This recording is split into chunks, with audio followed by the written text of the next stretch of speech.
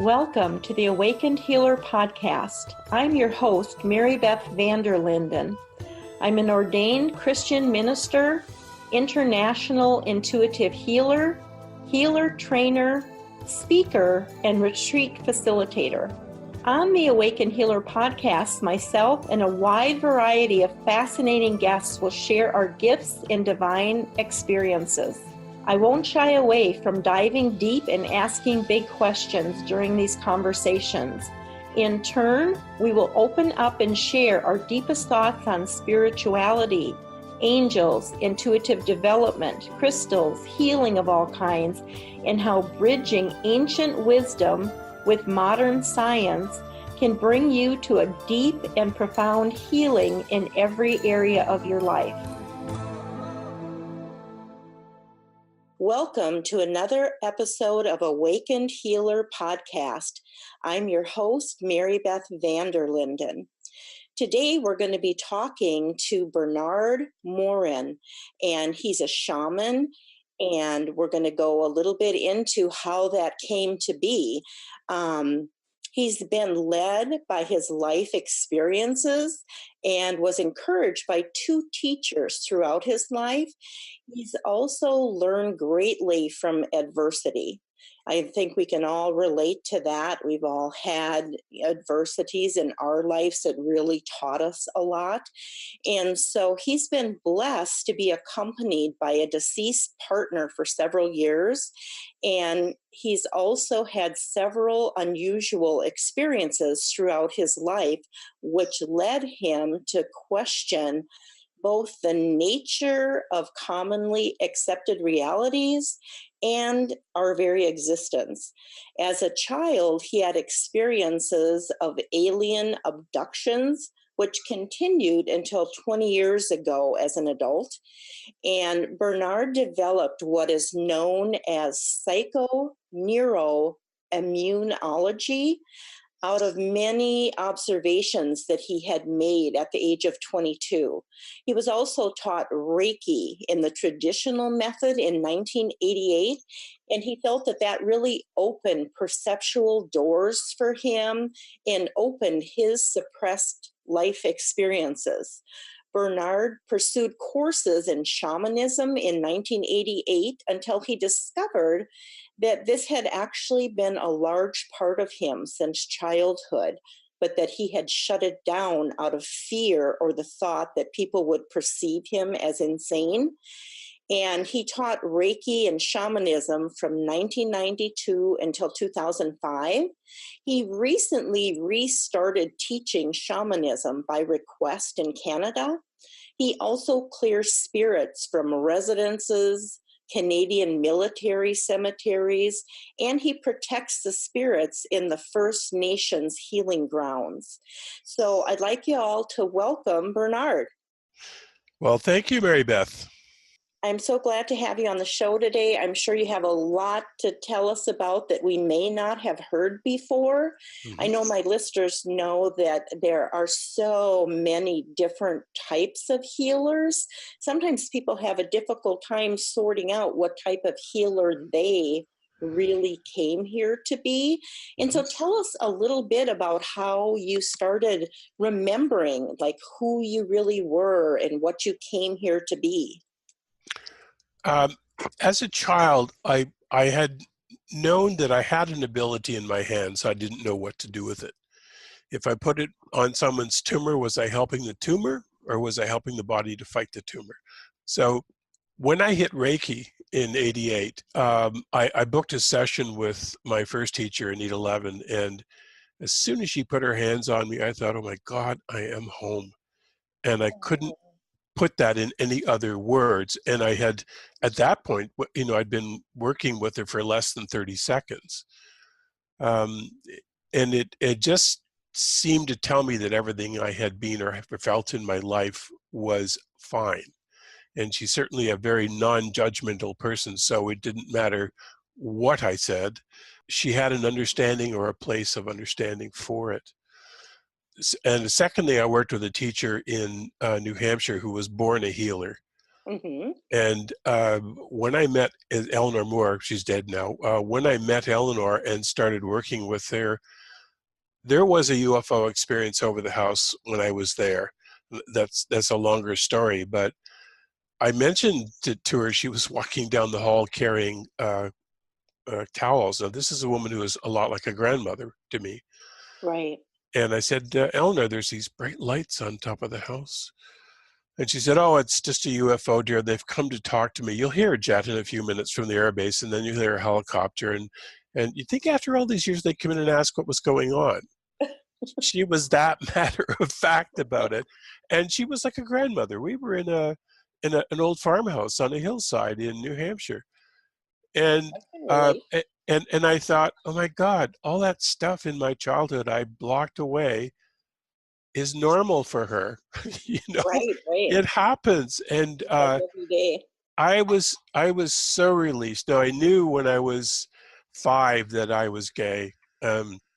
I didn't know what that meant. I just knew I wasn't like anyone else. Plus, I'd had abduction experiences, so I had a high sense of I don't belong here. I've got to do my best to appear normal. So suppress anything that didn't appear normal, or wouldn't have people walking away from you, rolling their eyes. Right. So it wasn't until I hit Anita's teaching, then Eleanor's teaching, and at the same time I was attracted to shamanism. I took a course with the Shamanic Foundation, Michael Harner's foundation out of California. And it was interesting. I journeyed really easily. I saw easily. And then I took subsequent courses with Sandra Ingerman, and who is brilliant. And in one of the courses, she was saying, okay, now we're going to go to, the outer world. And she described how she would do it. And I'm off journeying and having this whole experience. And then I hear her say, now wait for the drum. And I realized my first thought was, oh my gosh, I've done it wrong. But Oh, I realized that I had journeyed on her third word. I was already in the journey and I'd okay. completed it by the time she was ready to start drumming. And then I recognized that that was that white noise I had suppressed from my childhood. All that white noise and mental stuff I thought meant I was insane was actually shamanism informing my brain. So that's really how it all started. How it started. So once you had that experience, was it scary for you? Or like a lot of people, they think like the spirit world is scary, and Mhm. so they on purpose suppress it, or they just don't want to see or don't want to go there.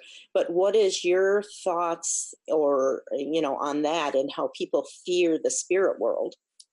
Well, there are two things. Because I'd had alien abduction experiences as a child, trust me, after that, nothing else is scary. Really, that was terrifying, and yet I didn't want to tell anybody because I thought I was crazy.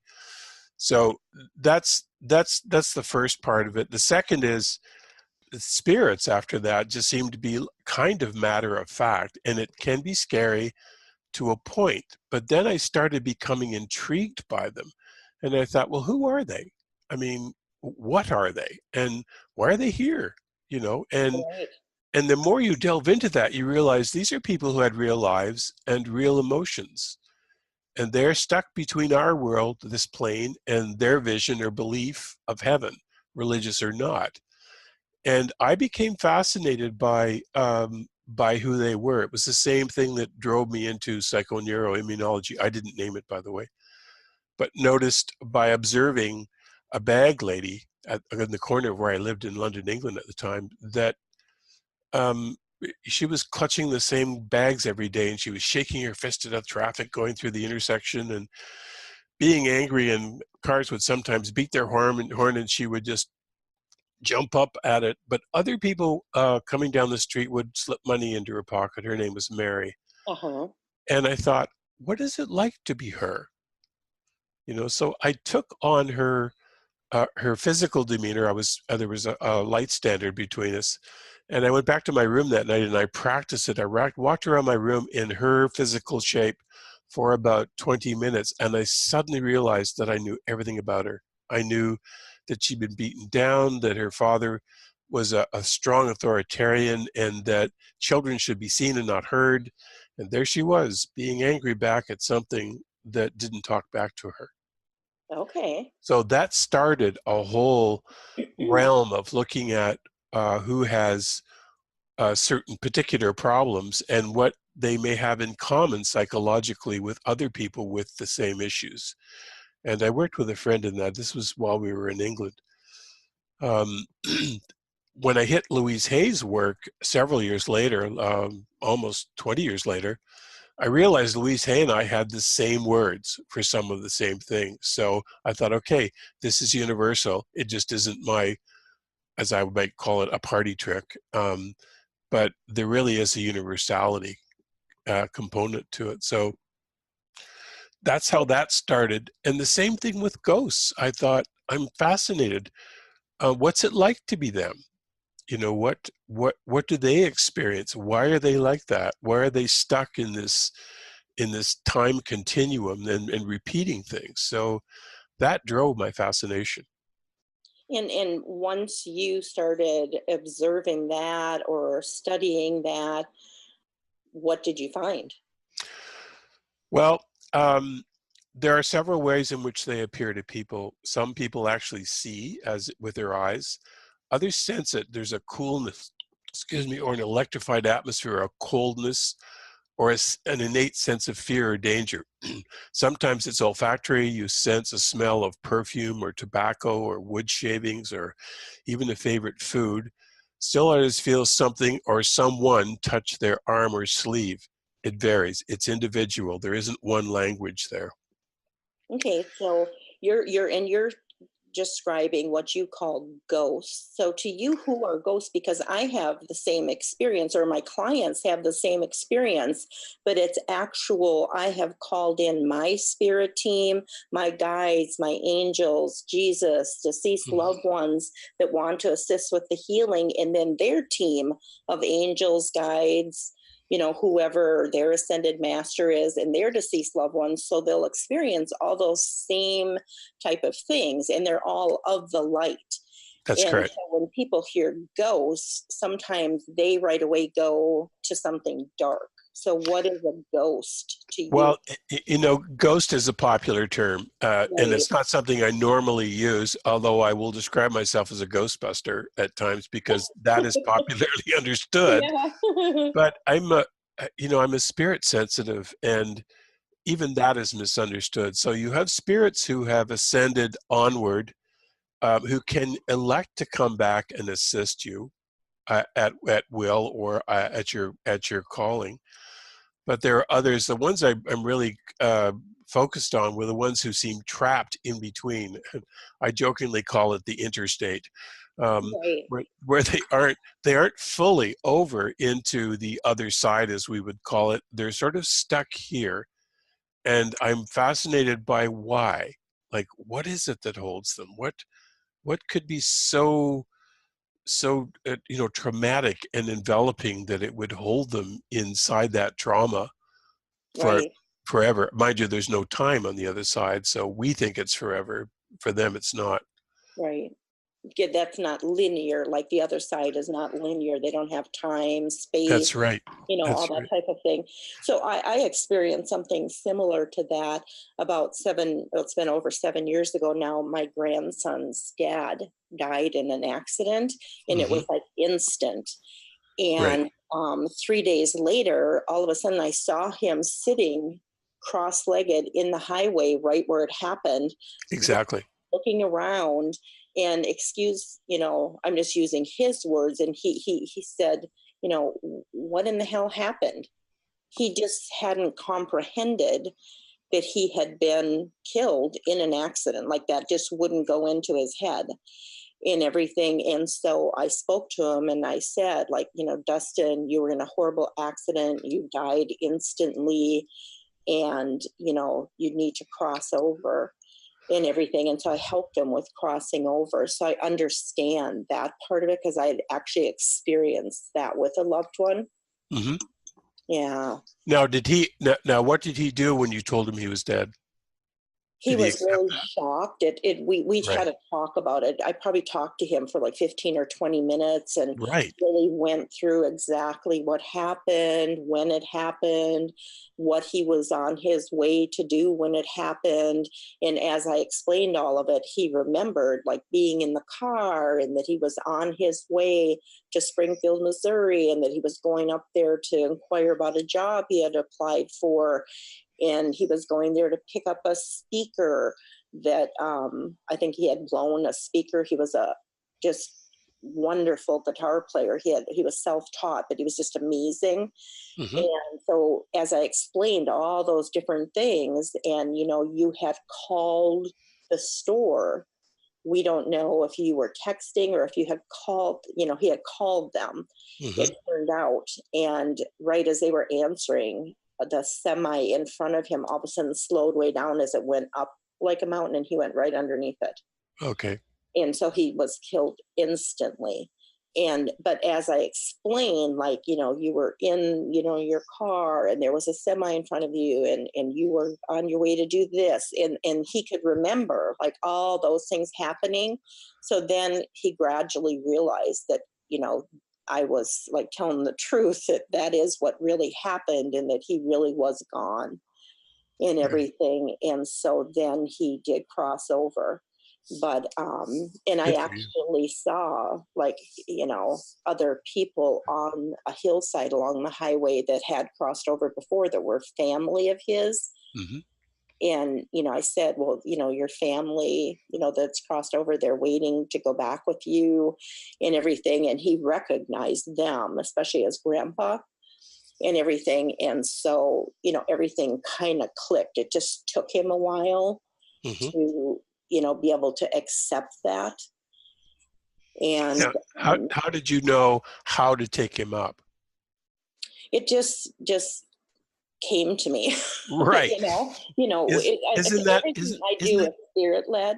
And so spirit just led me. Like it was all downloaded by spirit, exactly how to say it to him, what to say, because some of the stuff I didn't know, but spirit knew, so they were telling right? me and everything. And so they always lead everything I do.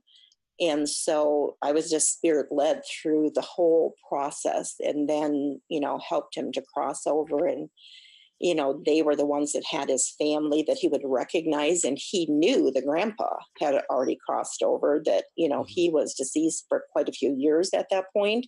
And so when he saw him, that really verified it for him that he was gone, that he had passed away and that he needed to cross over. Yeah. What's interesting is that you instinctually knew what to do. You were assisted by spirit, Right. but it came to you. You knew how to approach that. Yeah, yeah, and also my life, Well, different were things. you afraid of the people on the hill? Were you Oh, afraid of? no, Right. no, because It's not have fearful. yeah, I have deceased loved ones show up in my healing sessions all the time. So, Yes. yeah, yeah. I Well, have a feeling. I have a feeling you and I have a lot to talk about. yeah, yeah. So, your work, this psycho neuroimmunology, like, what is Yeah. that exactly? It means that if someone has a problem with, say, their left hip, and this is common in women whose children have left the home, and it's the empty nest syndrome, they will Hmm. very often have a left hip issue. And as they decide what to do with the rest of their life, it might turn into a right hip issue, which is I split the body left and right, Hmm. which becomes a little bit of confusion and angst around what they're going to do with their life. And as soon as they make a decision, all that disappears. So disease forms, everything has a psychology or a psychological reference point within your body. And you can learn to interpret that. So I've always looked at everything that happens to me in terms of, oh, what does this mean? Okay, what have I not done or not paid attention to? Or, I'll live with it for a little while until I really feel it. But Right. that's really what that's based on. I think that so many of us will just kind of avoid it or put up with it until it Yeah. gets so strong or so powerful, we can't ignore it anymore That's correct. and everything. I always tell my clients, like, if you're not willing to let go or to move on, spirit will bring you to a point where you have to let go or move on. Right. Yeah. Now, what's also interesting is I've had spirits that I don't take up across because they're in their version of heaven already. Here on earth. Yeah, this is for instance, I just cleared a schoolhouse here that the people who live in it, who are warm and loving human beings, said there are spirits in the house, and they just didn't want it to spook their children. And which I thought was apt, but they weren't sort of, can you get rid of it? It's like, can you help us understand it? Right. And she said there was this young boy, and I said, yeah, he's in the wall. Now your linear brain would say, well, how could he be in the wall? Right. Right. But it was But they can. it was a schoolhouse. Yes, you know that. So it was a schoolhouse. There were separate boys and girls entrances, and the boys' entrance had been closed up. So he was in the wall, and I saw him standing there, and asked him what he was doing there, and he said, I discovered he had been abused at home severely, and No. that school was the only place he felt safe and acknowledged. And I thought, oh, this is his idea of heaven. Okay. So I talked to the owners, and I said, this is who this is. And I said, how about if I just give him a job and he can stay? And they said, yeah, that would be great. I said, okay, your job is to take care of the boy, their son, so that he doesn't get into trouble and he always feel safe and protected. He was fine with that. Then there was an older man on the stairs who had been the caretaker until the 60s. And he just felt that his whole life was about taking care of the school and the facilities and doing it for the children. So it's the same thing with the owners. I just said, this is his heaven. So I think that's why they're not scary. They're here because they feel their life purpose is here. Are you okay with him staying? Yeah. So we gave him a job to take care of the daughter. Okay. So you don't, over isn't a there. It can be a here. Right. Right. And it's just a matter of understanding what that is. Yeah. And people, oftentimes once you speak to them and explain to them what's really going on, they're just wanting to know, like, what's happening Yes. and everything. And whether it's the spirit or whether it's people here on earth, it's like, what's happening, and once you've talked it out and explained, and like you came up with a solution that both parties were happy with. Right. Yeah. So that makes perfect sense. Sometimes you have to convince them that they're dead, though. I mean, that's Right. I had a residence that was very seriously haunted. In fact, this was really what catapulted me into the work. We had to call in a shaman from the native reserve to clear it. But it was a woman for whom the house was built who was nasty, and she was actually dangerous. She would break glasses and throw them, and she tried to strangle one of my guests, and that was the point in which I said, okay, this cannot happen. She tried to invade my brain, a real nasty presence.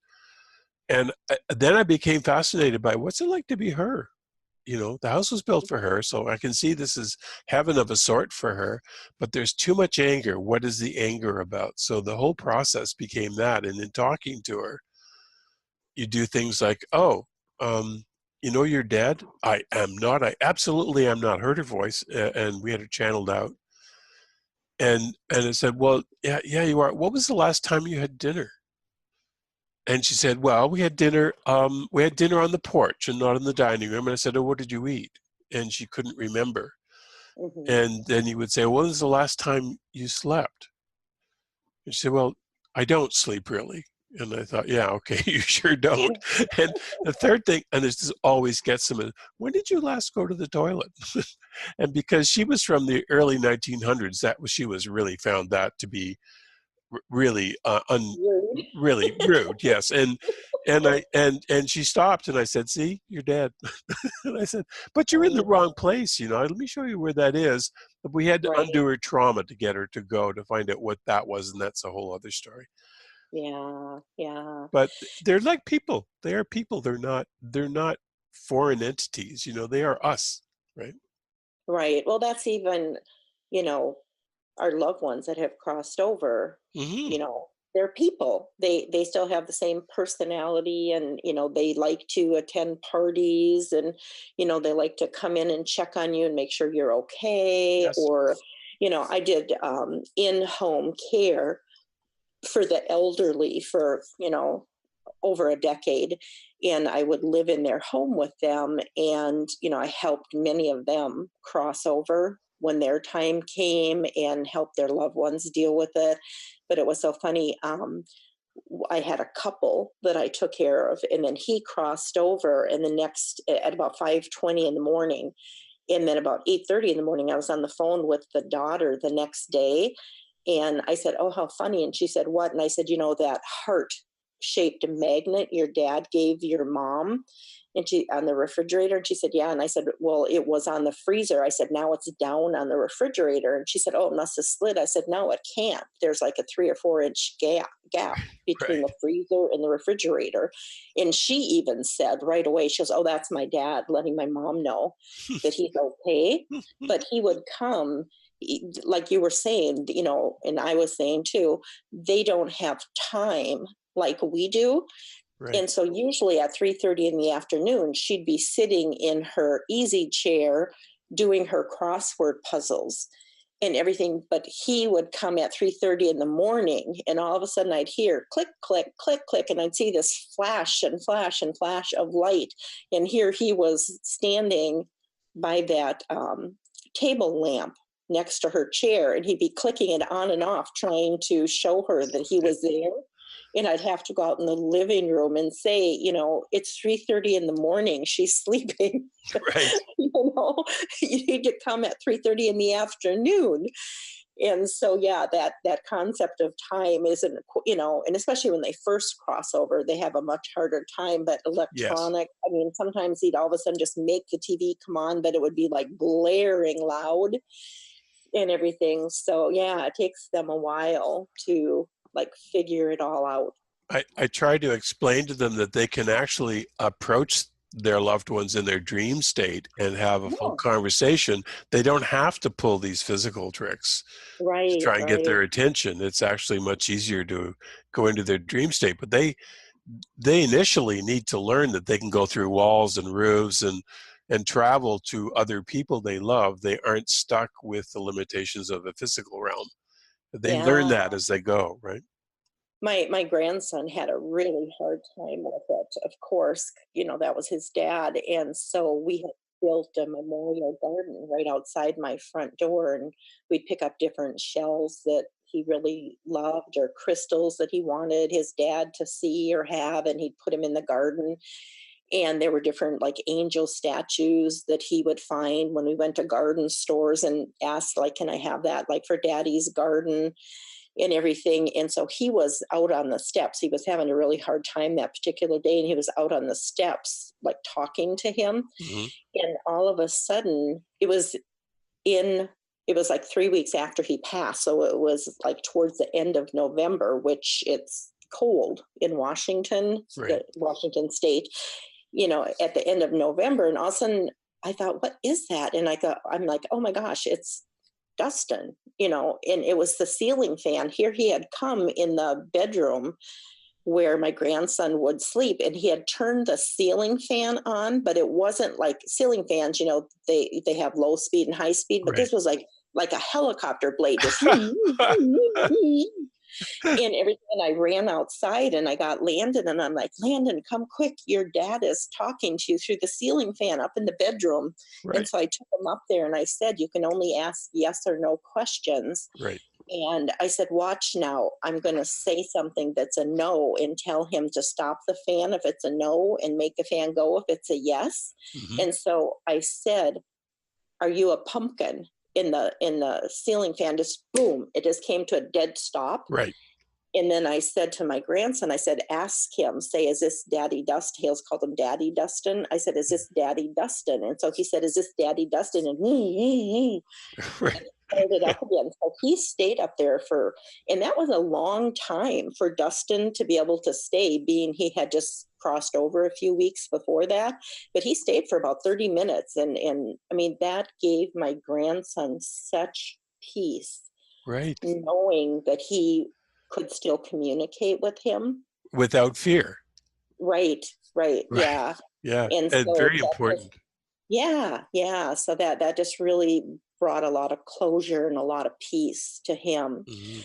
So, well, our time has come to the end, and I so appreciate this interesting conversation that we've had. Is there any one last quote or message or anything you'd like to leave the audience with? Yeah, not to have fear around, because ghosts are mythologized by us Right. as completely scary. They're not. I mean, they can be nasty. Those are really the exceptions. But for the most part, if there is an emotional torturing going on, it's because they are themselves tortured human beings at one Right. point, and just get to know them, help them out. That's real healing for them. Right. Well, thank you so much for your time. I really appreciate it. And I know the audience will love the information. So you have a blessed day. You too. Nice to talk to you, Mary Beth. Thank you. Take care. Bye-bye. Bye-bye. And thank you to everyone that has joined us here today. If you have any questions, just give me a shout, send me an email. And again, thank you for joining me. Bye-bye. Thank you for joining me on the Awakened Healer podcast. Did you enjoy the show? If yes, please subscribe and give me 5 on a review, that is, on iTunes or wherever you get your podcasts. Leave a review or your comments and let me know what you loved or would love to learn about on future shows. We all need encouragement, including me. Find out more information on my website at spiritledhealinginstitute.com. Be blessed, and remember, if you're good with you and good with God, you're good.